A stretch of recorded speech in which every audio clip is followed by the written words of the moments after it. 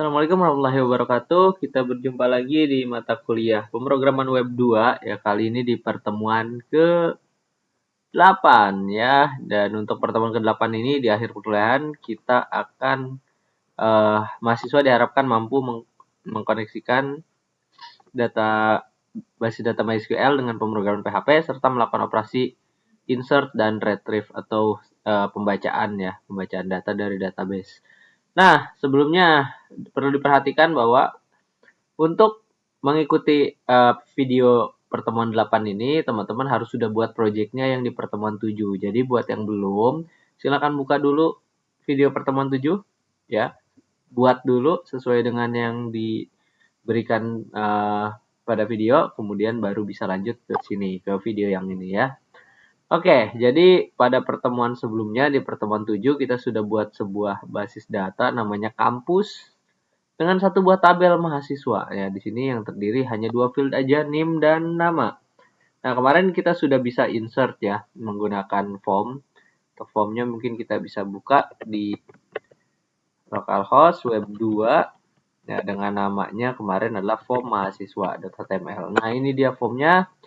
Source code-nya sudah kita buat di sini, form mahasiswa.html, dan ini tampilannya. Nah, NIM dan nama yang dimasukkan ketika diklik tombol daftar, maka akan dikirim ke daftar.php. Ini dia. Nah, di mana nanti NIM dan nama yang ditangkap atau diambil dari form tersebut akan dimasukkan, diinsert ke dalam database kita ya, database kampus ke tabel mahasiswa. Oke, nah maka pada pertemuan kali ini kita akan lanjutkan di mana hari ini belum ada ya. Bentar. Nah, kita akan lanjutkan di mana pada akhirnya kita akan tampilkan ya data-data yang sudah diinput ya. Kemarin kita cuma input 1. Di sini baru masuk 1. Nah, nanti kita akan menginput lebih banyak dan setiap kali data berhasil diinput, maka akan ditampilkan di layar seperti itu dalam bentuk tabel. Nah, untuk melakukannya kita perlu melakukan operasi yang namanya adalah retrieve atau read dari database. Nah, bagaimana melakukannya? Pertama-tama kita siapkan dulu ya filenya. Untuk filenya kita langsung buat file PHP aja. Misalnya kita mau di file ini menampilkan data mahasiswa. Jadi boleh diberikan data underscore mahasiswa .php. Nah, ini dia. Nah, perlu dicatat bahwa untuk file PHP itu ya, program PHP itu bisa disisipkan di dalam kode HTML. Jadi kode PHP itu bisa disisipkan dalam kode HTML. Nah, syaratnya adalah kalau kalian mau menyisipkan kode PHP di dalam kode HTML, nama filenya atau jenis filenya tetap PHP. Jadi filenya harus tetap file PHP, meskipun nanti kodenya kebanyakan adalah HTML atau mayoritas kode yang ditulis di sini itu HTML. Nah, saya beri contoh nih. Kita buat HTML dulu di sini. Ya, seperti biasa ya, di HTML tentunya ada head dan body. Untuk head-nya kita kasih judul. Untuk judulnya misalnya adalah data mahasiswa. Nah, seperti ini. Nah, kemudian kita bikin bagian bodinya. Nah, ini kodenya kode HTML ya, teman-teman. Kodenya kode HTML tapi dibuatnya di dalam file PHP. Supaya apa? Supaya nanti kita bisa menyisipkan file PHP-nya. Seperti itu. Oke, nah di bagian body kita buat dulu heading dulu misalnya ya. Daftar mahasiswa. Nah, seperti ini. Kemudian kita buat sebuah tabel. Nah, tabelnya ini nanti akan menampilkan NIM dan nama mahasiswa. Yang nantinya NIM dan nama mahasiswa ini, tabel ini akan diisi dengan data-data yang diambil dari database. Dari sini akan diambil. Seperti itu kurang lebih. Oke? Nih, sekarang perhatikan lagi baik-baik. Di sini kita akan buat tabelnya. Nah, untuk tabel sendiri teman-teman mestinya sudah belajar ya waktu pemrograman web 1, jadi mungkin tidak terlalu dibahas secara rinci. Intinya kita bikin tabel sederhana dengan cell spacing-nya misalnya 20 aja. Nggak usah panjang-panjang ya. Cell spacing-nya 20. Ini supaya ada jarak ya. Supaya ada jarak antar selnya nanti supaya agak rapi. Nah, kemudian di dalam tabel itu yang pertama tentunya kita buat row-row-nya ya.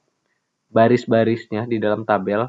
Yang mana itu dibuat menggunakan TR ya, atau table row. Seperti ini. Nah, table row yang pertama itu kita akan isi dengan heading-nya. Dengan menggunakan TH. Nah, TH pertama misalnya adalah NIM. Kemudian satu TH lagi yaitu nama.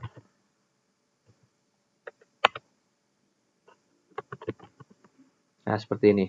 Ini satu baris yang terdiri dari headingnya atau headernya tabel ya, yaitu NIM dan nama. Baru kita isi dengan datanya.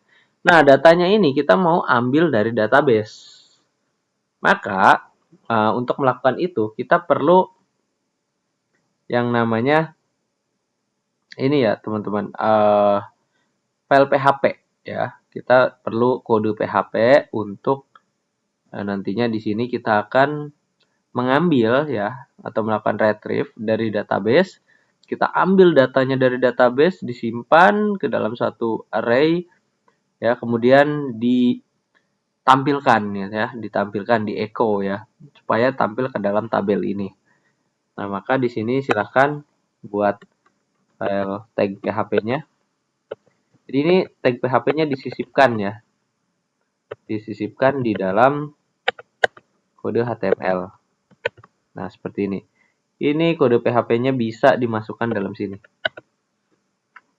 Oke, apa yang dilakukan pertama? Yang dilakukan pertama adalah kita buat file koneksinya. Nah, file koneksi atau kode koneksinya ya. Kode koneksinya kan ini ya. Kita sebenarnya bisa aja kopas ini, kemudian masukkan juga ke data di sini. Tapi ada praktek yang lebih baik ya, yaitu membuat perintah koneksi ini ke dalam satu file terpisah. Kenapa? Supaya nantinya dia bisa digunakan ulang. Jadi kita nggak perlu nulis kode ini berulang-ulang di setiap file. Jadi cukup bikin satu, nanti tinggal di-include. Nah, bagaimana caranya? Nih, ini bisa di-block dulu, kemudian kita cut ya, atau Ctrl X. Kita cut dulu ya. Kemudian kita buat sebuah file baru di sini ya. Kita beri nama aja koneksi.php. Oke. Nah, dalam file koneksi.php ini kita bisa buat tag PHP ya seperti biasa. Nah, di dalam tag PHP-nya kita masukkan kode yang tadi di-cut. Yang connect, MySQL iConnect ya, localhost untuk nama hostnya, username-nya root tanpa password ya atau kosong, database-nya kampus. Nah, ini kodenya yang tadi. Jadi di sini tadi sudah kita cut ya. Di-cut di sini kita nggak kita nggak pakai atau kita nggak langsung nulis kodenya seperti ini, tapi kita coba buat atau kita include aja ya, include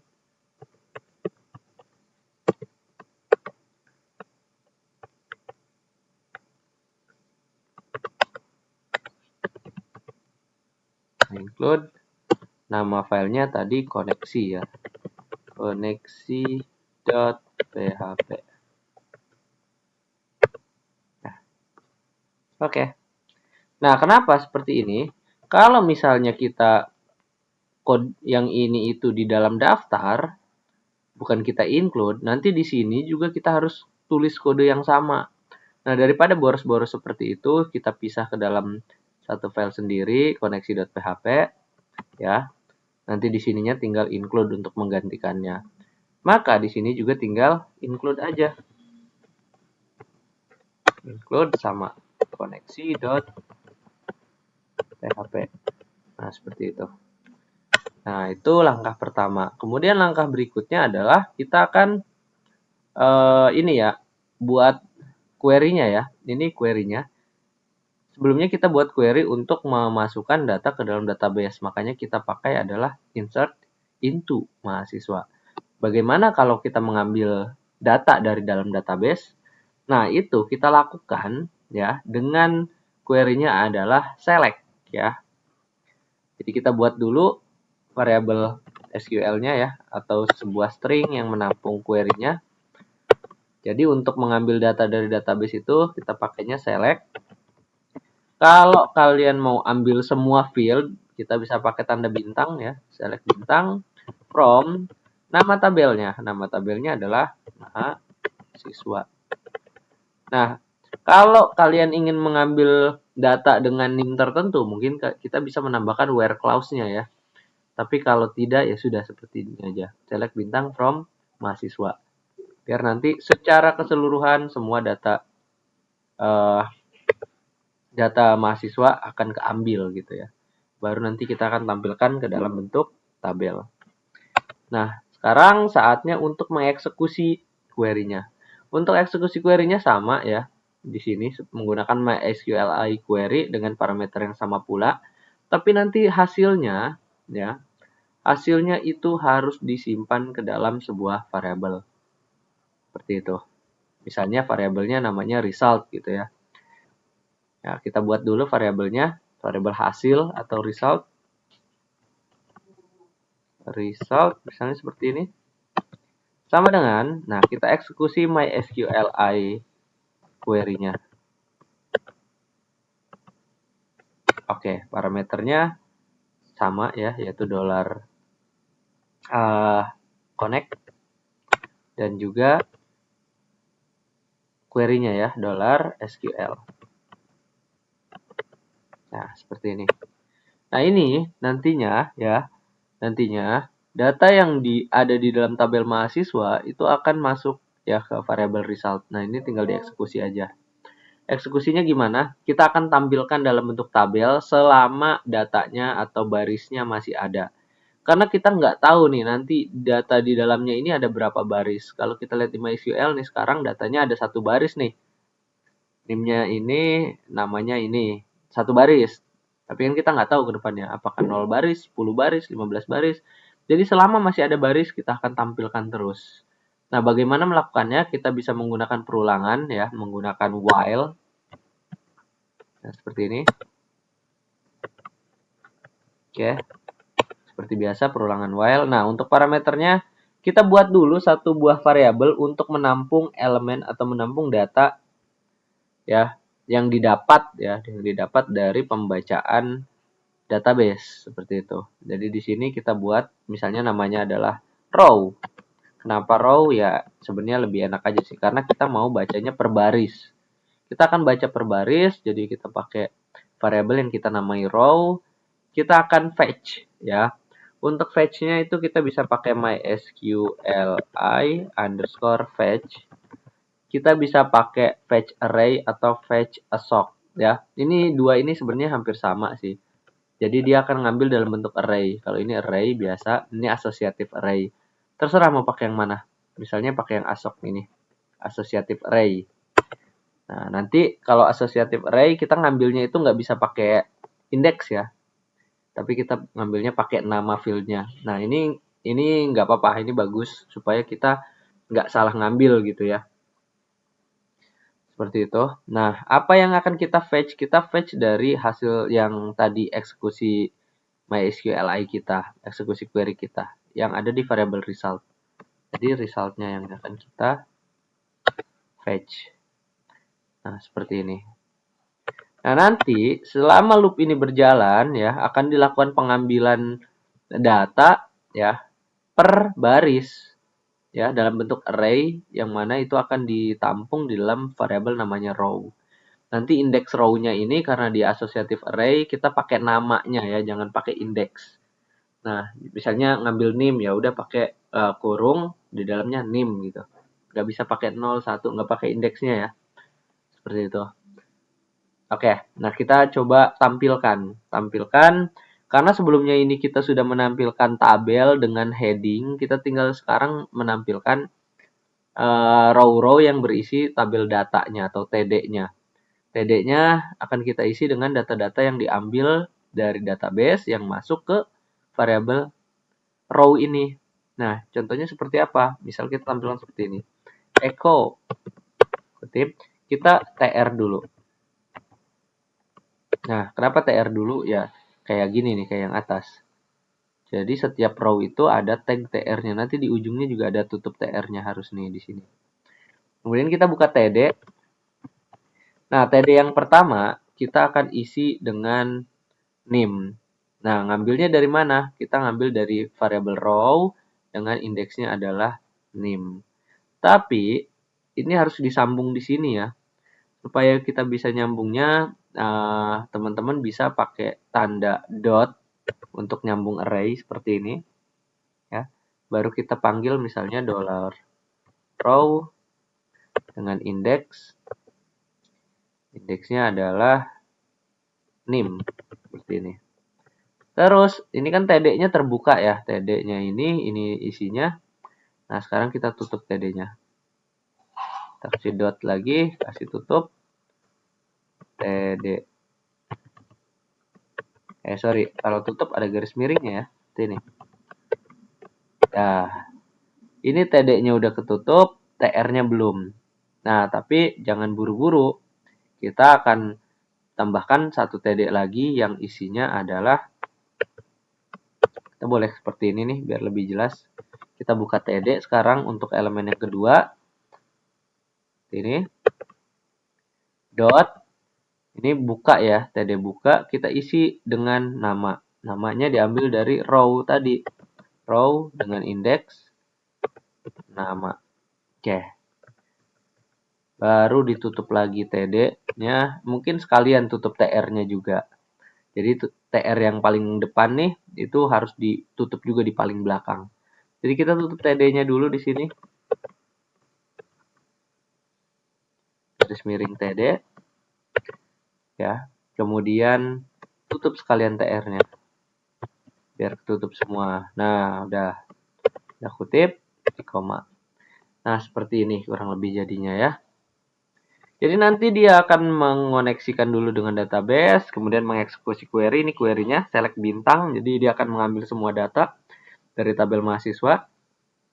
Nah, kemudian akan ditampilkan di tabel ya ke dalam TD ini, dalam tabel data setiap row. Jadi satu row akan ditampilkan dengan satu TR. Seperti itu, satu baris di tabel. Seperti ini jadinya, kita akan tes dulu ya. Tapi sebelum kita tes, jadi kita mau skemanya tuh gini.